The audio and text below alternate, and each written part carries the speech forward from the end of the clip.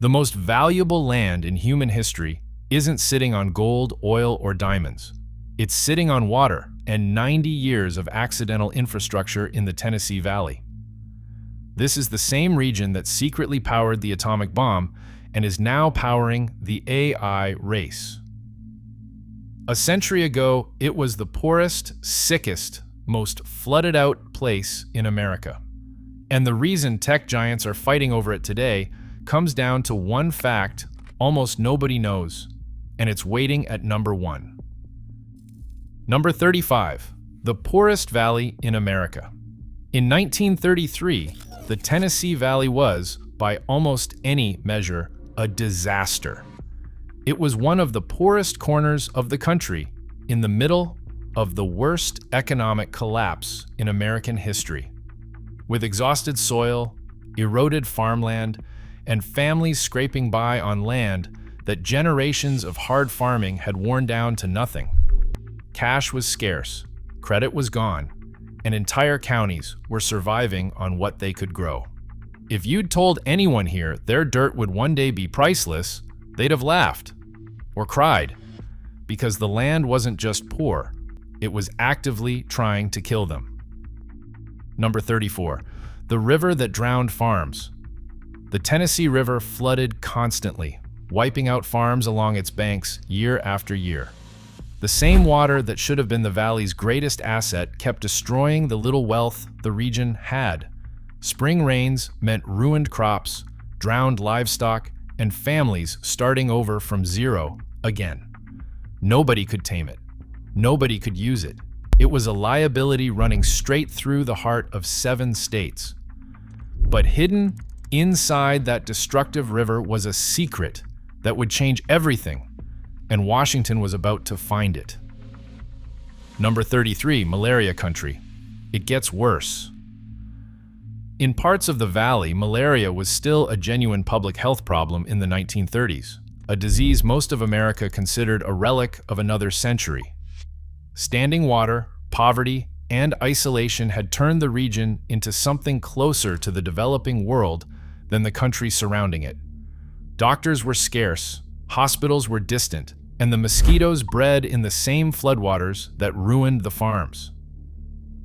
This wasn't a place investors wanted. It was a place the 20th century had skipped entirely, and nothing proved that more than what happened after dark. Number 32, the valley without lights. While New York and Chicago had been glowing for decades, most rural families in the Tennessee Valley had no electricity at all. No lights, no refrigeration, no power. Every night ended in lantern light, the same way it had for 100 years.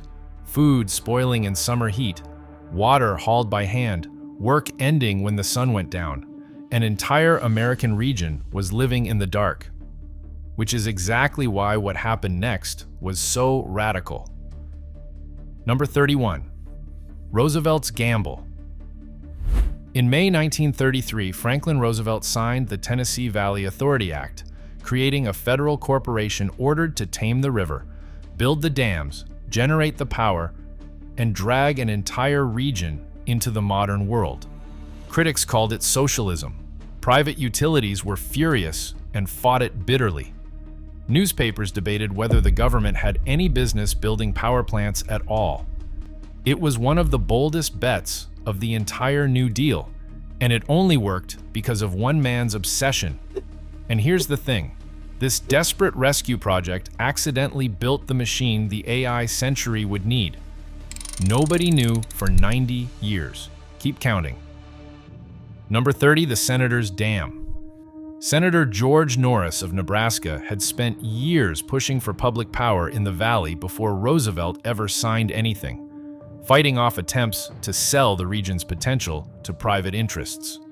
When the TVA's first great dam rose on the Clinch River, it carried his name, Norris Dam. It was proof of concept. The government could build power, sell power, and remake an entire region in the process. But the real reason the gamble worked wasn't politics. It was terrain. Number 29, hydroelectric gold. The Tennessee River drops significantly in elevation as it winds through the region, and that drop is hydroelectric gold. Falling water is free energy, forever, and this river had it in enormous supply. The exact feature that made the river a flooding disaster made it a power plant waiting to happen. One river, two faces. The valley's curse and the valley's fortune were the same piece of geography, and the TVA had just figured out how to flip it. Number 28. A town built from nothing. Construction moved so fast, the TVA built an entire town, Norris, Tennessee, just to house dam workers. Thousands of jobs appeared in a region where jobs were the most precious thing in America. Planned streets, new homes, steady paychecks in the middle of the Depression for men who months earlier had nothing. The valley hadn't seen anything like it in its entire history. And then came the moment people would talk about for the rest of their lives. Number 27. The night the lights came on. Families who had spent every night of their existence in lantern light flipped a switch and watched a bulb glow for the first time. Refrigerators arrived, radios arrived, farms got electric pumps and milking machines. For a region the 20th century had left behind, the future had finally shown up at the door, and people wept over light bulbs. But buried inside the celebration was a cost, one this valley would pay again 90 years later. Number 26. The drowned communities. To fill the reservoirs, the TVA flooded valleys where people already lived. Thousands of families were moved off land their ancestors had farmed for generations, many of them unwilling, with little say in the matter. Homes went underwater. Cemeteries were relocated grave by grave. Whole communities vanished beneath the new lakes, their roads and foundations still down there today. Remember this fact, because the valley's value has always come at someone's cost, and that pattern isn't finished. That was the first boom. The second one arrives in total secrecy, and number 24 is a city that officially didn't exist. Number 25. Cheap power attracts hungry things. Nobody in Washington fully anticipated what cheap electricity would actually do. It doesn't just light homes. It attracts industry, and industry follows power the way rivers follow gravity. When World War II broke out, war production flooded into the region, including aluminum for aircraft manufacturing, all of it chasing the cheapest electricity in America. But one project, arriving in 1942, was hungrier than all the others combined, and it didn't officially exist. Number 24. The city that wasn't on any map. In 1942, the U.S. Army quietly began buying up land in rural East Tennessee and building a city with no name on any map and no mention in any newspaper. Farmers were moved out on short notice, some of the same families displaced by the dams a decade earlier. Locals only knew something enormous was happening behind the fences. That city was Oak Ridge, and it was built for exactly one purpose: enriching uranium for the Manhattan Project. Number 23. 75,000 people who didn't know. At its wartime peak, reports put Oak Ridge's workforce at roughly 75,000 people, a secret city larger than most Tennessee towns, thrown up almost overnight, complete with schools, churches, and cafeterias. Most workers had no idea what they were actually making. Billboards reminded them not to discuss their jobs with anyone. Tens of thousands of people building something they couldn't name, powered by something the valley had in almost unlimited supply. Number 22. The bomb ran on valley electricity. Uranium enrichment devoured staggering amounts of power, and there were very few places on Earth that could feed it. The Tennessee Valley could. The TVA's dams poured electricity into Oak Ridge's enrichment plants day and night, making the region an invisible engine of the atomic age. A decade earlier, this valley couldn't keep a farmhouse lit after sunset. Now, It was quietly powering the most consequential project in human history. Number 21. The proof nobody noticed. By 1945, the valley had revealed its true nature. Its value was never agricultural, and never really industrial either. It was strategic. When the world needed impossible amounts of power concentrated in one place, on short notice, the Tennessee Valley was the answer, the only answer. That sentence will come true again twice. And the second time is happening right now. Everything so far was the rise. The collapse starts next. And the ruin at number 13 cost billions and never produced a single watt. Number 20, the post-war empire. After the war, the TVA grew into one of the largest electricity providers in the United States, stacking coal plants and eventually nuclear plants on top of its dams. Factories and chemical plants spread across the region, chasing cheap power. Mill towns thrived. TVA jobs became family identities, passed down like heirlooms from fathers to sons. For a generation, the Valley looked like the New Deal's greatest success story, maybe the greatest turnaround in American history. Number 19, the secret city becomes a crown jewel. Oak Ridge didn't vanish when the war ended. It became Oak Ridge National Laboratory, one of the crown jewels of American science. The wartime accident of putting nuclear expertise in rural Tennessee became permanent. Decades of reactors, physicists, engineers, and federal research money took root in the valley and never left. File that away. It becomes one of the most valuable assets on this entire list. Number 18. Summers on the lakes. The reservoirs that had drowned communities became the region's identity. Boats, fishing tournaments, summer traditions, school field trips to stare down at the roaring turbines. The lakes made the valley beautiful, and the dams made it proud, proof that the great gamble had paid off. But there was a flaw hiding inside all of this prosperity, and it had been there since 1933. Number 17. The flaw built into the foundation. The valley's booms were never self-sustaining. Every single one was decided somewhere else, by someone else. Washington chose the valley in 1933. The Army chose it in 1942. Corporations chose it after the war.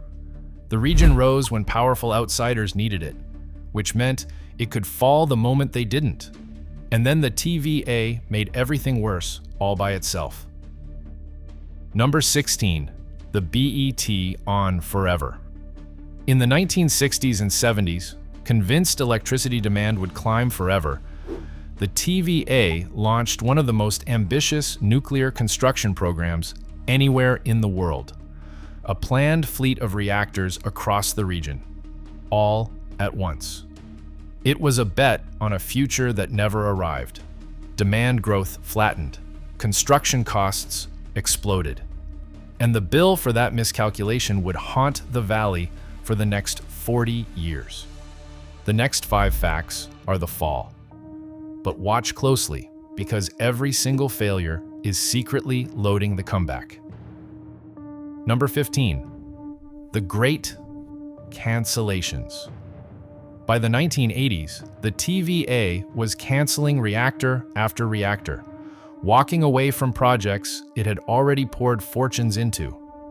Half-built plants were abandoned mid-construction, their cranes dismantled, and their workforces sent home. The most ambitious public power program in American history collapsed into one of its most expensive retreats, and the wreckage didn't disappear. It just sat there, waiting. Number 14, the debt hangover. The nuclear overbuild left the TVA dragging enormous debt for decades, a burden that shaped the agency's every decision long after the canceled reactors were forgotten.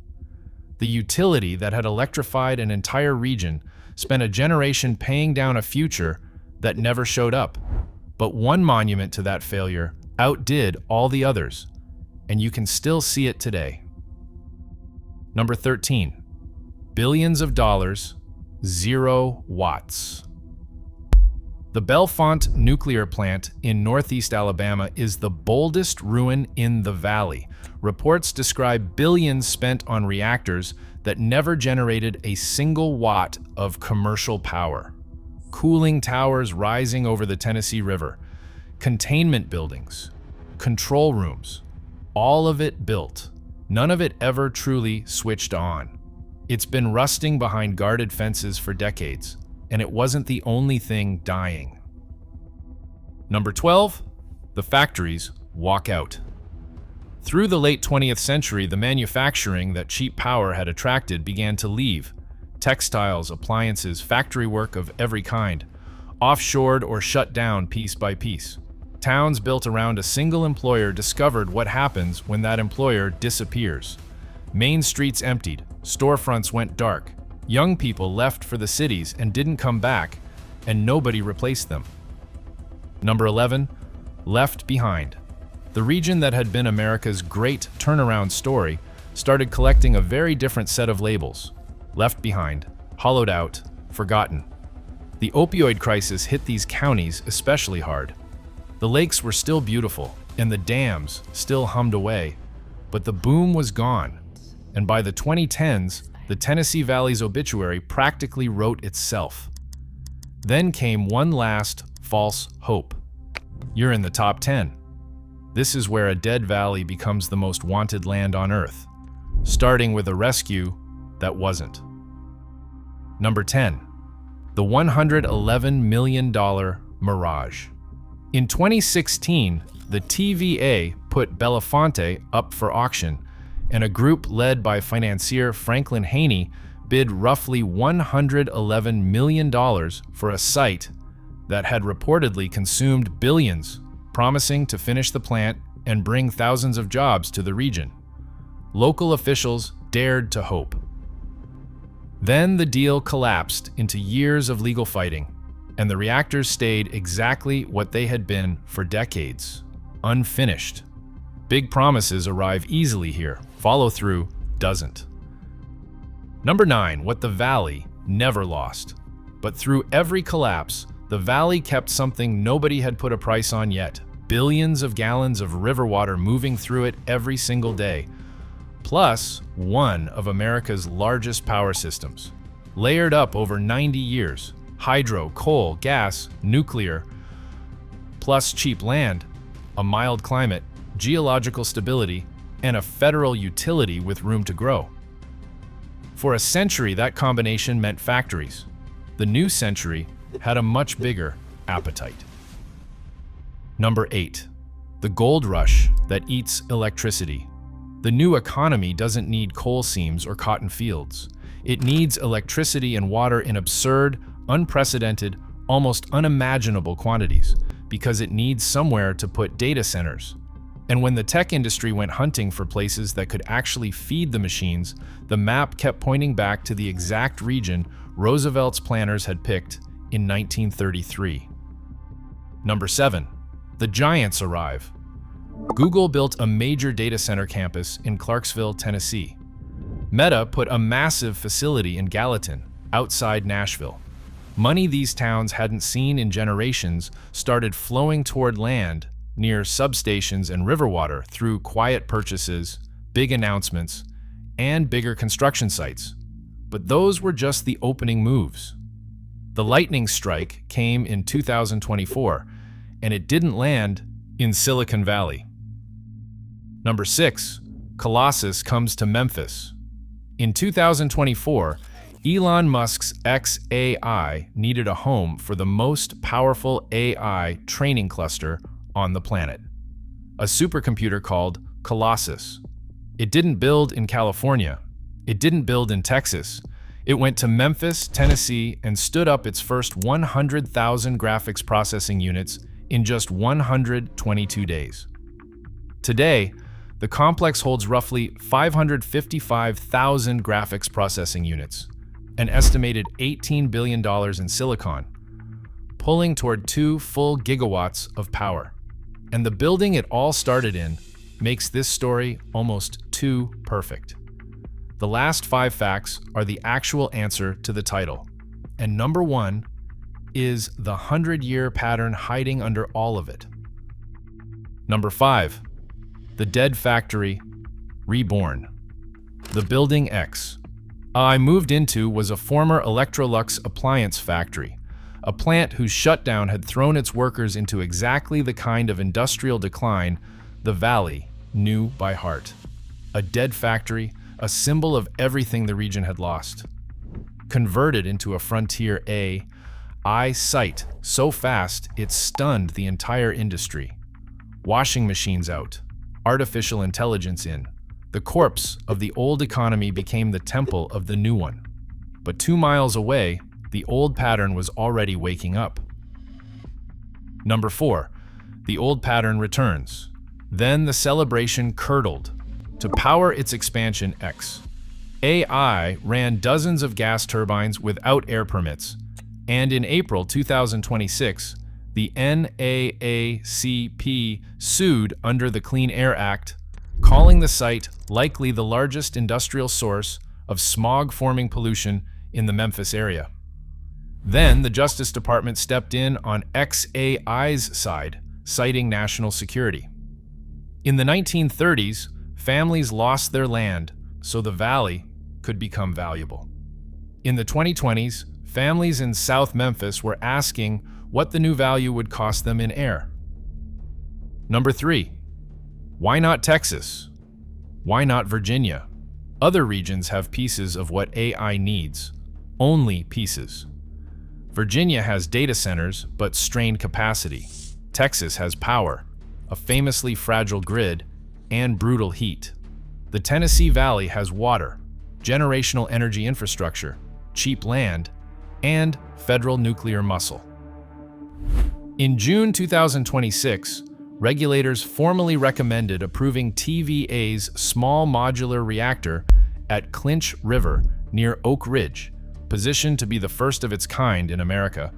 On ground the agency has held for decades. Nowhere else on the continent has the full stack. Number 2. The accidental masterpiece. Here's the answer to the title.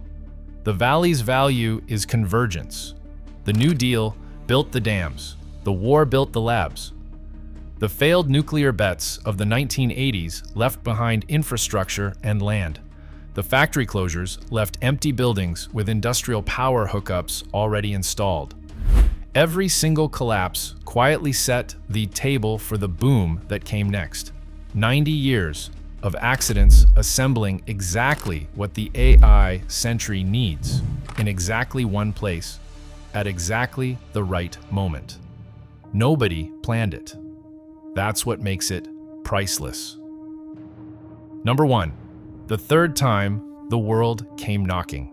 For the third time in 100 years, the most powerful forces on Earth need this specific patch of the American South more than almost anywhere else on the planet. In 1933, it was Washington, arriving with dams. In 1942, it was the Army, building a secret city and telling no one. Now, it is the AI industry, building in plain sight. The valley has been saved before and left before, sometimes by the same people, just decades apart. The only question the pattern has never answered is whether the people who actually live there finally get rich too. Stand on the Tennessee River at dusk and you can see the whole century in one frame. A 1930s dam glowing on one bank, a windowless data center glowing on the other. Between them runs the river that made this land worthless, then priceless, then forgotten, then priceless again. It just keeps moving, still turning the turbines, still cooling the machines, still deciding quietly who gets rich next.